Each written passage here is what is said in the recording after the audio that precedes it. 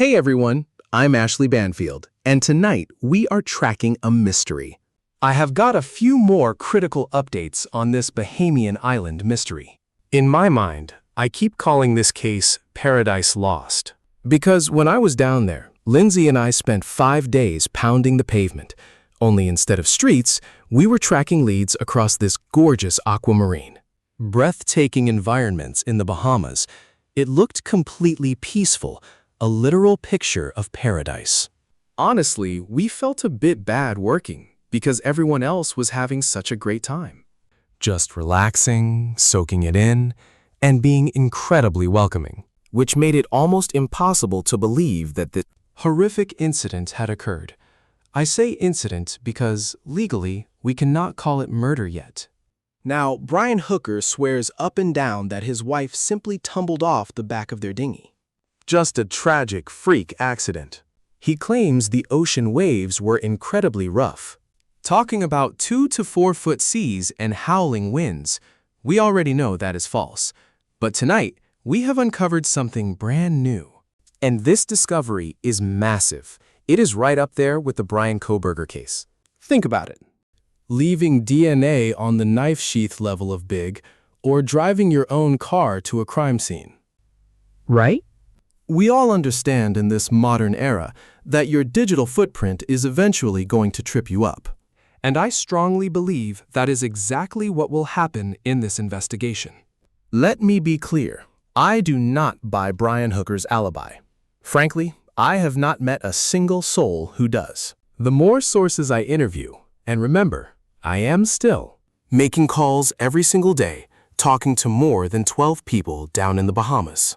And every last one of them insists this man is lying. Absolutely nothing makes sense.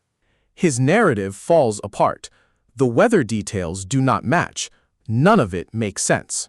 And tonight, I am going to expose exactly why his story about the watches falls completely flat. We will look closely at Lynette's watch, because that is a massive piece of evidence. And Brian's watch provides another major red flag. I also have several other pieces to share. Do you remember that paddle Brian claims disappeared? He insists on calling them oars, and says he had 2 of them. They feature securing pins, much like traditional oars would have.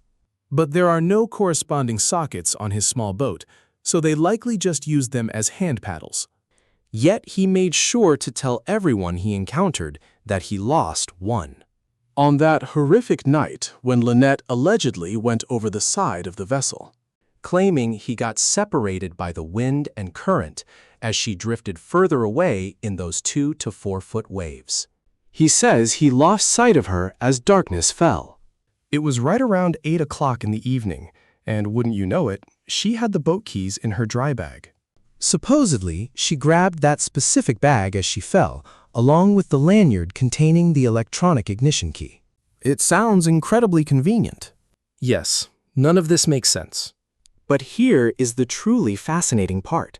He claims he lost his paddle. Well, we might finally know exactly where that missing paddle drifted ashore.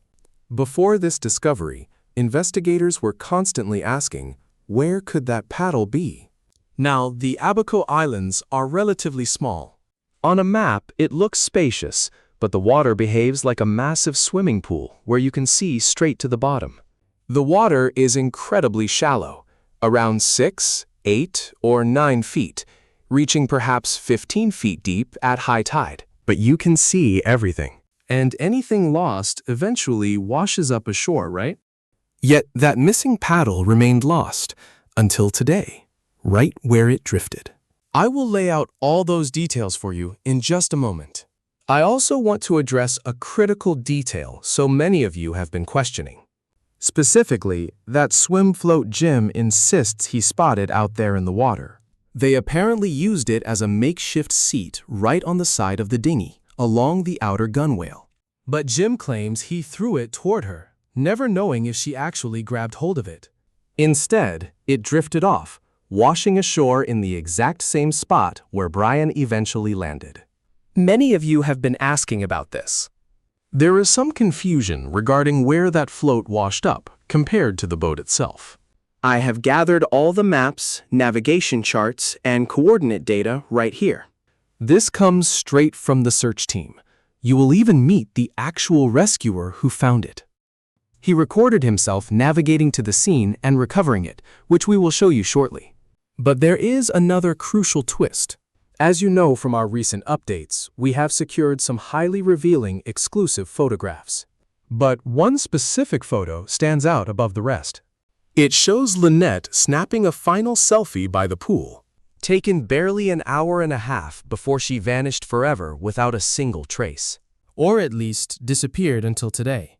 And that image, well, it contains several critical clues that we are going to dissect.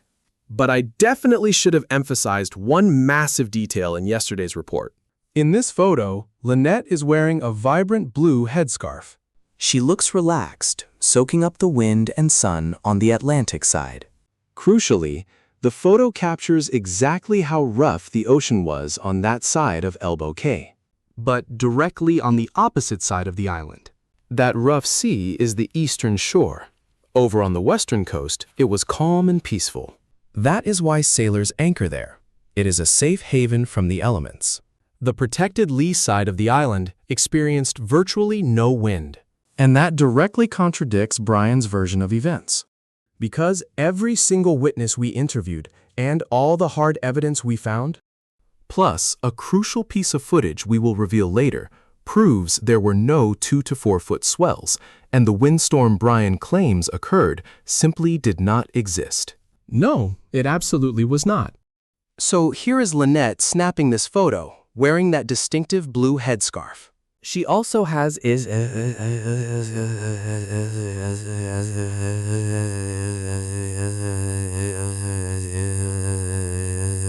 green beach cover-up and what looks like a black fanny pack.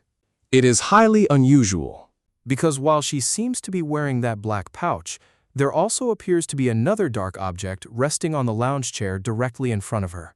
Now, this becomes crucial because when rescuers aggressively question Brian the next morning, the dedicated volunteers who worked tirelessly to find Lynette, they kept pressing him, right? They repeatedly asked him for details, wanting to know exactly what she was wearing. What should they be searching for? What clues should they spot? What exactly was she wearing when she went overboard? What was her final outfit? What exactly did she have on when you last laid eyes on her? And all Brian offered was a 2-piece black swimsuit. Actually, I have since learned it was not a bikini. It is more like a high-waisted set covering the stomach, perhaps with fabric draped over her midriff. Either way, it is just a black 2-piece swimsuit. That was his entire story. Even when investigators pressed him, I spoke to them directly. I interviewed 2 members of the fire and rescue team. I spoke with both of the first responders who were leading the search operation that day. They confirmed that Brian insisted she was wearing nothing but that black 2-piece suit. But we have all seen the photo. Why leave out the green cover-up? Why omit the vibrant blue headscarf? That seems pretty hard to miss. And what about the black bag resting on the lounge chair right in front of her in that final selfie? If my own spouse vanished out there, I would be racking my brain, trying to remember every detail. Let me think. I know he had... Oh God. He had a bandana, right. He was definitely wearing a bandana. And his swim trunks had a distinct pattern. You would search every corner of your mind for any detail that could help identify your partner after they fell overboard. Yet Brian somehow forgot to mention the bright blue scarf on her head. It was vivid blue, something that instantly catches the eye. It is not exactly common beachwear for most people. Brian made no mention of that black waist pack either, or whatever that dark object was sitting on the lounger right next to her. She was wearing sunglasses too, but he completely left that out. That is crucial evidence. And the green cover-up? Seriously? He did not mention a single one of them. These are critical clues, yet this supposedly devastated husband only muttered black bathing suit. I do not know. Maybe a 2-piece. Something feels incredibly off here, Brian. But if the police arrest you and file official charges this time, especially since you walked free the first time. If that happens, And I have a strong feeling it eventually will. You are going to have to explain all of these discrepancies. you will have to explain why a mourning husband did not care enough to remember what his wife was actually wearing before she tragically disappeared. This is a massive red flag for me, and many others feel the exact same way. Lynette's closest friends are absolutely furious about it. I have been in close contact with Blaine Stevenson, who is an experienced sailor alongside his wife Marnie. They are working dawn to dusk, desperate to piece this entire mystery together. And his lack of detail infuriated them. He kept the rescue teams in the dark about the scarf, the wrap, and the bag. How does that even happen? Their anger is completely justified. I did not even know Lynette, and I am furious. Now, let us focus on her Apple Watch. At the very beginning, We established that Bahamian investigators recovered Lynette's Apple Watch. Initial reports suggested the device had been discovered abandoned on a beach. That turned out to be false. In reality, they found it aboard Soulmate, the 46-foot sailboat the couple called home for 4 years. The police recovered it directly from the vessel. A small pink Apple Watch. That detail becomes absolutely critical because of a photograph we recently uncovered. This photograph, a rare, exclusive image, and yes, we actually obtained it. The picture clearly captures what looks exactly like a soft pink Apple Watch and band, worn right there on Lynette's wrist. Examine the frame. That is certainly no tan line. It looks identical to the Apple Watch positioned right on her wrist. No one has a tan line so distinct and defined that it would show up this clearly in a snapshot. That is clearly the watch. Now, let us piece this together. Suppose you are at the Abaco Inn on Elbow Cay until at least 7 o'clock. Since the final photo captures Brian heading down to the dock entirely on his own. So we can place them there at 7 p.m. If you board the dinghy and head back toward your main vessel, which is anchored a mere 12-minute ride away, Just around the bend. To the left, heading south along Elbow Cay near Tahiti Beach. A beautiful spot. How does the watch worn on your wrist that late afternoon suddenly end up back on the sailboat? Because you never actually reached that vessel. Lynette never returned to the boat. Brian himself admits this much. He claims she fell off the stern. The water was rough on that journey. remember what George Costanza said? The waves were 2 to 4 feet high. She fell overboard. They never made it back. She had the keys, leaving him to drift for 9 hours. Drifting for 9 hours across the Sea of Abaco before washing ashore at Marsh Harbor. So, let us be clear. Neither of you returned to that boat. Then, how did her pink Apple Watch end up back on board, Brian? You have some explaining to do. If she wore that device when she slipped into the water, It should still remain on her wrist, wherever she ended up. It never should have been left on Soulmate for investigators to recover. Beyond that, we understand how modern digital devices operate, do we not? We know how the old song goes. One bone connects to the other, just as an Apple Watch syncs with an iPhone. Yes. And we know Lynette's watch remained actively paired to her device because her daughter, Carly Ellsworth, recalls using the track feature constantly, monitoring its location at all hours. Just like any of us would. According to her daughter, Lynette did that constantly. That means her Apple Watch remained paired to her iPhone. Now, if that Apple Watch actually made it back onto Soulmate, Then it likely pinged the internet. That is the exact kind of data you can uncover. It is what forensic analysts call digital exhaust. And if her smartphone also made the trip back aboard Soulmate, it would have connected to the web too. They had Starlink. Their satellite dish was mounted high up on the mast. I am told that kind of elevation means you actually connect from much farther away. If the receiver is low, you have to get right up next to the vessel to link.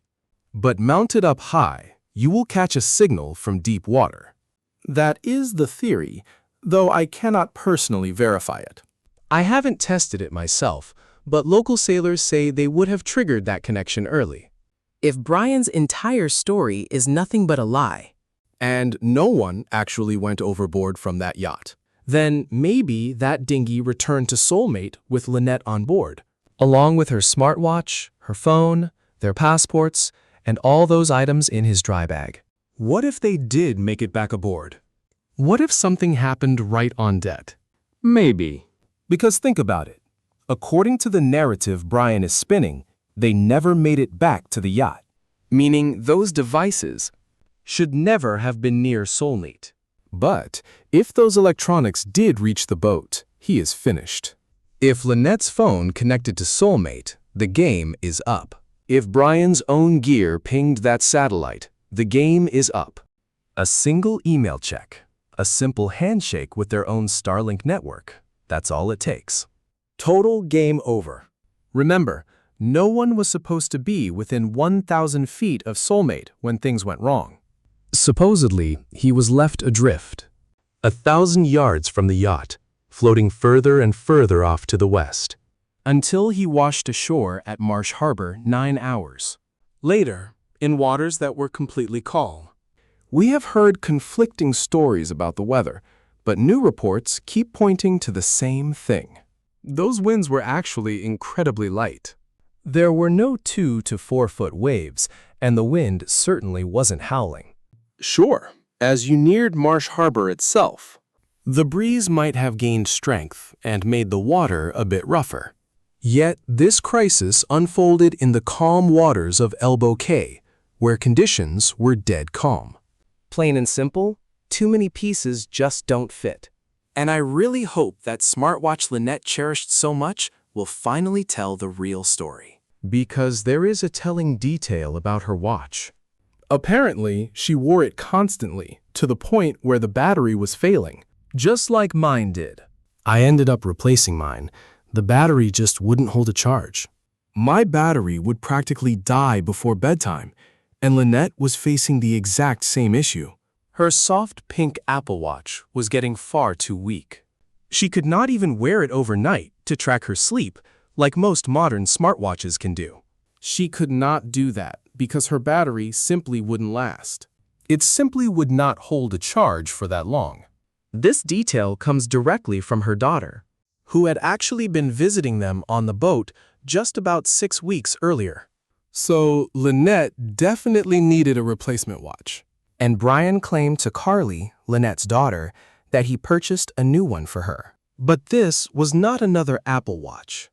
He bought her a different kind of tracker, much like his, which apparently runs marine navigation software, like Navionics. It was a specialized marine watch, but it simply did not fit. Since it did not fit, they planned to gift the expensive watch to Carly while she was visiting. Carly was thrilled and planned to take it, since her mother and Brian told her it did not fit. It was completely brand new. Brian bought it for me, so you can have it, sweetheart. But she ultimately forgot it on the boat. She forgot it right on the charger inside the boat. So where is that green watch that Brian supposedly bought for Lynette now? What exactly happened to that device? Did the Royal Bahamian authorities recover it? It easily could have been tucked in a drawer somewhere on board. Did they actually secure it? Did investigators collect that crucial piece of digital evidence? That device could hold vital clues. Since I mentioned it was similar to Brian's watch, let us look closer at his device, because we have flagged a few highly suspicious details and have been actively tracking them. I held off on sharing this part of the story until now, waiting for concrete answers. While I do not have every single detail yet, I can share exactly where things stand. In almost all of his social media photos, Brian is wearing a very distinctive light-colored watch. It is a massive, chunky, pale-colored piece of hardware. According to Lynette's daughter Carly, that specific watch was an incredibly advanced piece of tech. And based on what other sources claim, He was easily able to run Navionics marine navigation software directly on that device. These days, modern smartwatches offer an incredible range of features specifically designed for offshore mariners. For example, my ex-husband uses an emergency beacon when sailing alone out on the Long Island Sound. If anything ever goes wrong, he can trigger a distress signal directly from his wrist, prompting immediate search and rescue. The device transmits a signal, pinning your precise coordinates so rescue teams know exactly where to find you. So, seasoned boaters who spend a significant amount of time on the open water will invest in these specialized safety watches, similar to my ex-husband's beacon or the heavy-duty device Brian wore. I have not uncovered every detail about his watch just yet, but if you have information, please drop a comment or email us because your tips have been absolutely incredible. I have already received multiple emails from locals in the Bahamas with access to security cameras and eyewitness accounts. And they have shared photos. And I am deeply grateful to those of you who did that. And I urge you to keep sending over any potential clues. Photos, details about the watch Brian always seems to wear. If you recognize the image on your screen, email us at dropdeadseriousinfo@gmail.com. Once more, that email is dropdeadseriousinfo@gmail.com. It makes a massive difference, so send any tips to dropdeadseriousinfo@gmail.com. Check your photos from Abaco that evening, specifically from 6 p.m. right through to 8 p.m. Look closely to see if Lynette and Brian are in the background. Pinning down the timestamps and their exact movements is absolutely critical, because we are getting some highly unusual leads right now. I have got more episodes coming on that. And hey, if you feel uneasy sending things directly to me, I completely understand. There is another secure channel you can use, CGIS Tips. That is the official, fully anonymous tip app run by the Coast Guard. Search your App Store for CGIS Tips and it should pop up immediately. It is labeled as Coast Guard Anonymous Tips, so you can upload files there.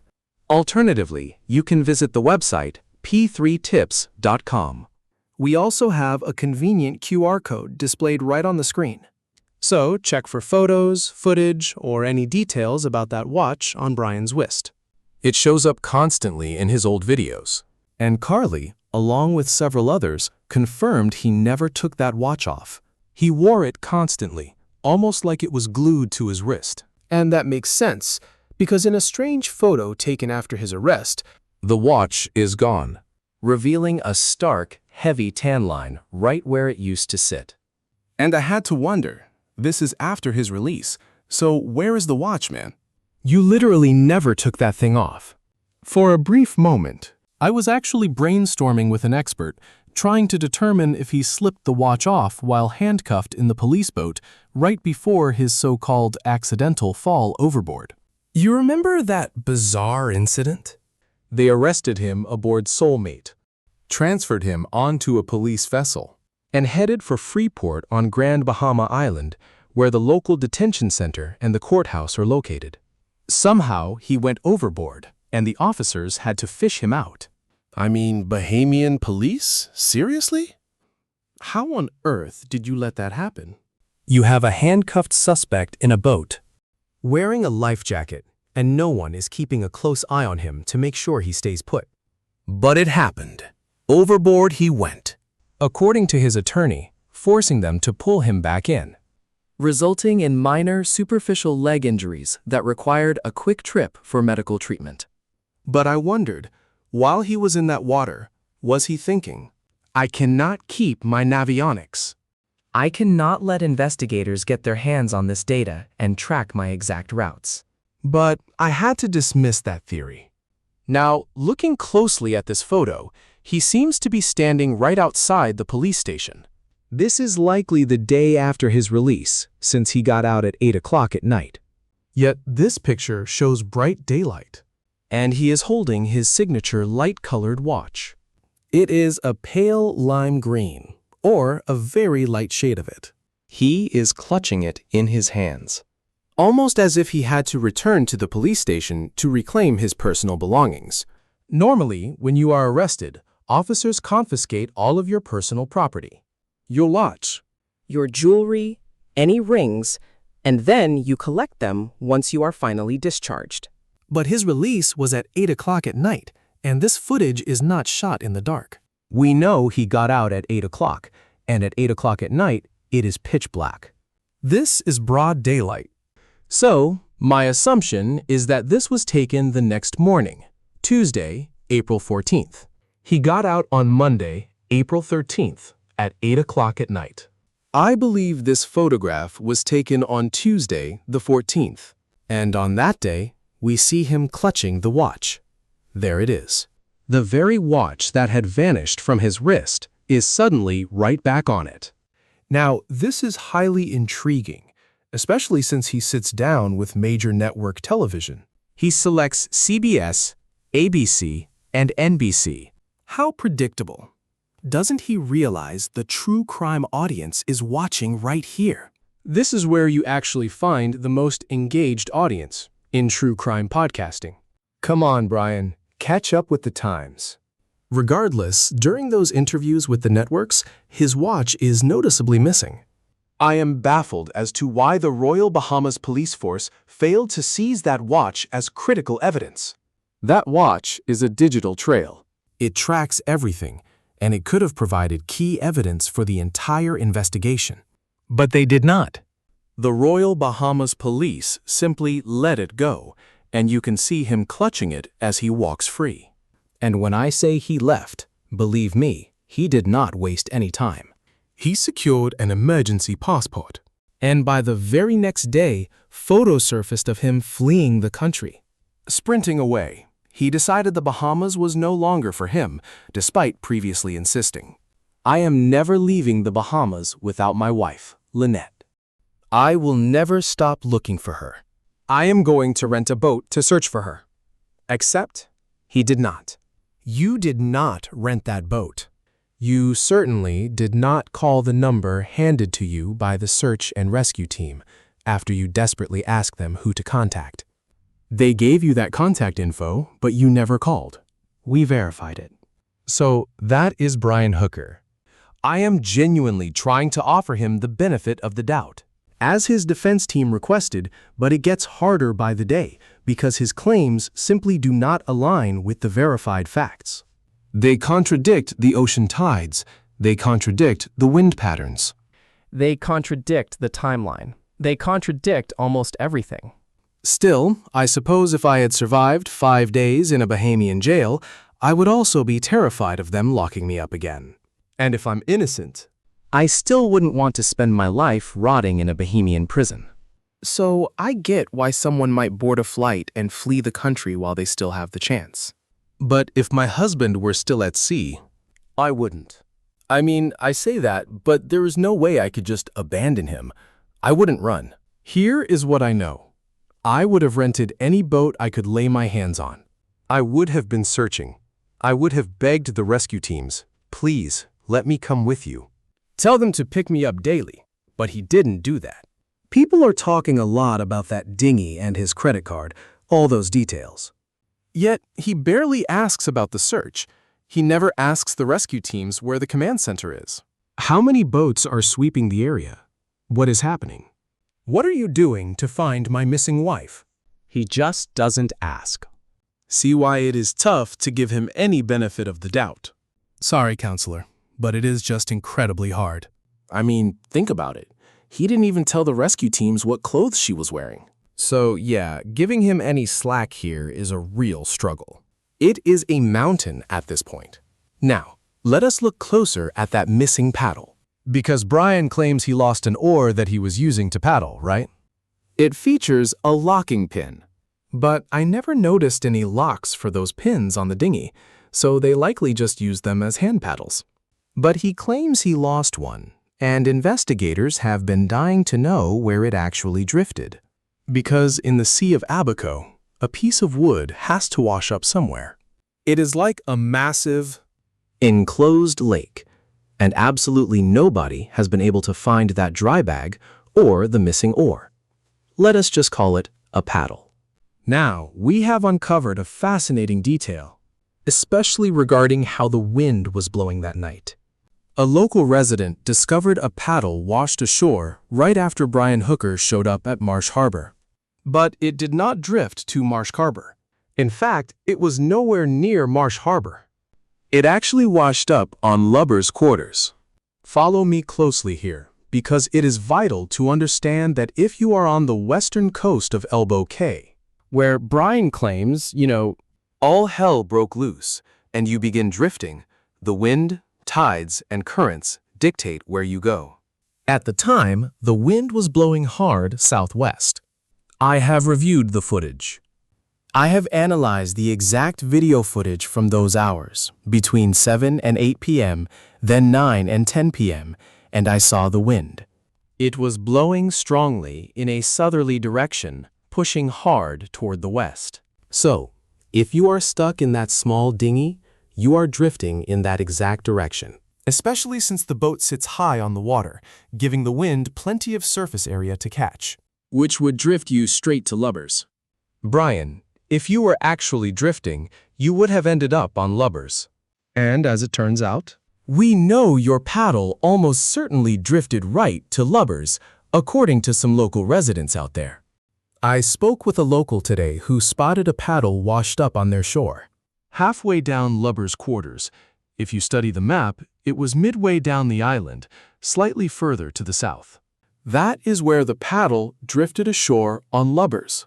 Why did your paddle drift south to Lubbers while you ended up far to the north, bypassing the island entirely and drifting all the way to Marsh Harbor, 4 miles away? How did you miss Lubbers? Apparently, your paddle did not. Let me tell you this. Those neighbors recovered the paddle and immediately handed it over to the police. Sources say they were shown a photograph of the matching paddle from the vessel's soulmate, and they confirmed the resemblance. I still have no direct confirmation that it is the same paddle. No one has verified for me that this is, in fact, Brian's missing paddle. But it is highly suspicious that a paddle washed ashore, only for these neighbors to find it and surrender it to police, right? But looking at the wind, considering where that paddle washed up, Brian, if it belongs to you, how did you drift so far north? How did you drift so far north while your paddle ended up so far south? It drifted right to the middle of the island, even slightly further south than the center of Lubbers Island, washing ashore right where those neighbors eventually spotted it. Highly suspicious, right? Now, let us examine other floating items and drift patterns. Many of you have questioned the green flotation device mentioned in the reports. It is more like a simple kickboard. It was never actually certified as a proper life-saving flotation device. But it was soft enough to sit on, which is exactly how Brian and Lynette utilized it. They would sit on the gunnels of their dinghy while they were moving. He claims he grabbed that green board and tossed it toward her, adding that he is unsure if she ever reached it. Yet, 2 life vests remained sitting in the bottom of the dinghy when search and rescue discovered the vessel capsized, stranded on the rocky shore after his long night adrift. Look, I know the wind was not howling, because I have checked it. And I have analyzed the ocean currents. Experienced local boaters who navigate those exact waters have told me directly, there is absolutely no way the wind was too brutal to throw a life vest. You would not find massive waves just 150 meters offshore, shielded by Elbow Cay. The wind was not screaming at 7 o'clock, 7:30, or even 8 in the evening on Saturday, April 4th. Witness statements confirm this, and recorded video footage proves it. An eyewitness I interviewed today was navigating that very shoreline all the way down to Tahiti Beach in her boat, cruising right past the Abaco Inn, cutting through the White Sound Channel, and traveling up to the Firefly Inn, where their vessel was anchored. She and her husband were out on the water, and she insisted they never would have taken their boat out, had the conditions been as severe as he claims. So why did you fail to throw either of those 2 life jackets? Why did you not secure one vest for yourself and swim to her with the other? You are a United States Marine, right? Do not get me started. Either way, he claims he threw that green personal flotation device overboard. You know, the small foam cushion. Yet somehow, that exact cushion drifted all the way to Marsh Harbor alongside him. It took the exact same path that he did, according to him. He even called the whole thing incredible. Now, many of you have actually raised this exact question in the comments. You wanted to know where that green flotation device actually was, In relation to where he finally washed up on the shoreline. Here are the facts. He drifts onto the eastern shore of Marsh Harbor, exactly 4 miles away from Elbow Cay, crossing the entire Sea of Abaco overnight, lasting 9 long hours. But a drift like that shouldn't take 9 hours, even with a stiff wind or a heavy breeze. Yet the green flotation swim cushion miraculously lands Just 100 yards south of him along that very same shoreline. Take a look at this footage from the search and rescue volunteer who spotted it and filmed the recovery. Watch this right here. He explains, I am currently retrieving the blue float that Brian Hooker claims he threw from his boat when his wife vanished. He described a green cushion that looks almost identical to this one. We first spotted this floating on Sunday morning. And today is Tuesday morning. So we returned to check. I am highly confident this matches Brian's description. This map, sketched by the fire and rescue team, really helps clarify the layout of the scene. The letter D represents the dinghy, Discovered on the shore of Marsh Harbor, while F marks the exact location of the flotation cushion. Look at how close they are, separated by barely 100 yards. If we pull back the camera, you can clearly see, looking toward the east, the distinct landmass known as Lubber's Quarters comes into view. This is the very island that Brian somehow avoided striking as he drifted all the way across the Sea of Abaco. Zooming out further, we locate the origin point of this entire mysterious event, situated just off the coastline of Elbow Cay, where the trouble began. Merely 150 meters out. His story is that Lynette slipped off the stern, chaos erupted, and he began a grueling 9-hour drift all the way to Marsh Harbor. But look at the trajectory here.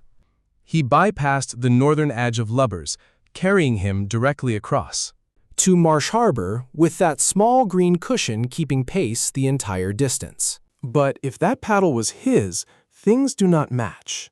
Crucially, Lynette's dry bag remains missing, even though she typically left air trapped inside it. You could frequently spot it sitting in her dinghy, loosely rolled down a couple of times, much like anyone else would secure it, clicking the buckle to seal the contents. That means it likely would have drifted toward the same location as the paddle. That missing bag should be out there somewhere. That dry bag reportedly contained his personal passport. Her passport, a spare key to the dinghy, how incredibly convenient, and several other items. I suspect her phone is gone too. So it still hasn't turned up. Quite strange, though. Very odd that it did not drift along the same path as that green flotation device, or even the paddle. Those went in completely different directions. And so did his dinghy. What is fascinating is I actually spoke with that rescue team representative, the one who recovered that floating cushion. And this is the exact same emergency responder Brian was frantically texting back and forth with right after Lynette went missing. Now, one of the things he told this officer, when he heard that they found it, just 100 yards from where his boat washed ashore, was incredible to think we drifted all that way, only 100 yards apart. Yes, that is unbelievable. Especially since that oar, which might be yours, washed ashore on Lubbers, far south of your location. Now, I actually spoke with Blaine Stevenson about how differently an oar drifts compared to a cushion or a boat. He explained that an aluminum paddle can take on water, making it float lower in the water. Because it does not sit high, the wind cannot catch it as easily. Instead, it is driven mostly by ocean currents and tides rather than the breeze. So that is a real possibility, and I will give you that point. But you cannot ignore the strong winds blowing directly toward the southwest. Right. It was an easterly wind, pushing everything south and west. Does that make sense? This means your lightweight, high-profile dinghy would have caught that wind easily, correct? The wind naturally would have pushed you straight to Lubbers. And honestly, Lynette would have drifted there too. If your story was true, she should have also. More than likely, given the tidal flows and currents, combined with the wind, ended up on that same island. But I must mention this. A local homeowner told me that there is a heavy presence of bull sharks patrolling. As they say, right along the coast of Lubbers. Specifically, the eastern shoreline. In fact, he refuses to swim off his own dock because he constantly spots aggressive sharks cruising up and down the beach. So, once again, I do not believe for a second that Lynette entered the water the way her husband claims. As an experienced sailor, I know this entire story sounds like complete nonsense. I simply do not buy it. But we must address what is happening on the coast of Lubbers. Specifically, the massive shark population active right along the eastern shore. This warning comes directly from a resident who is too terrified to even step off his own dock.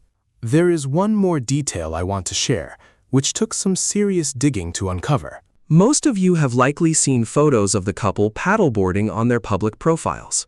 As they cruised around Marsh Harbor. And naturally, it is easy to assume he got a real feel for the terrain, paddling that close to the shoreline. Mapping out his surroundings in advance. It is a logical theory, honestly. But I have to debunk this because we finally tracked down where Brian and Lynette were actually paddleboarding. And it was nowhere near that eastern shoreline of Marsh Harbor where he eventually washed ashore. In fact, it was miles away from there. The couple had rented a permanent mooring ball right inside the main anchorage of Marsh Harbor. This is a highly protected bay, shielded inside the island itself. It sits tucked away on the northern side.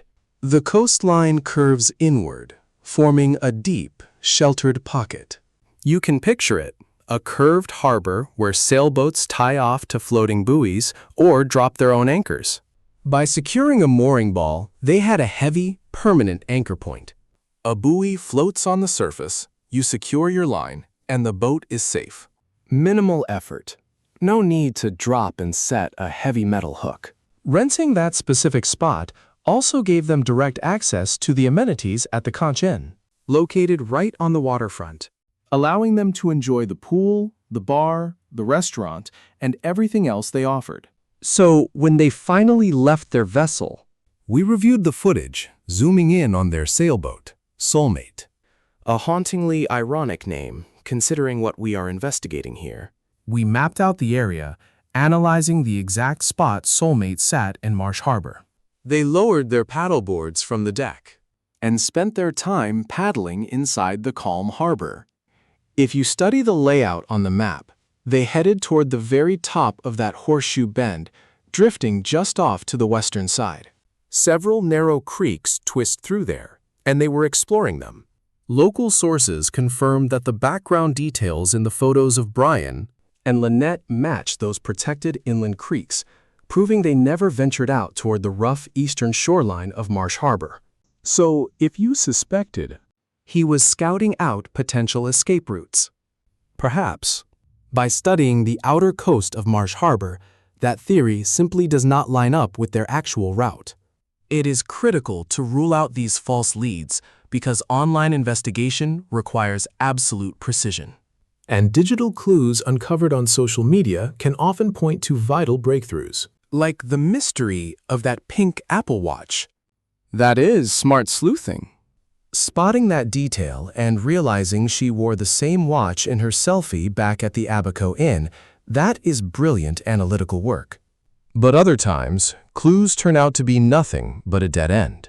And I wanted to clarify for our viewers that this lead is definitely one of them. Their paddleboarding excursion remained strictly inside the harbor.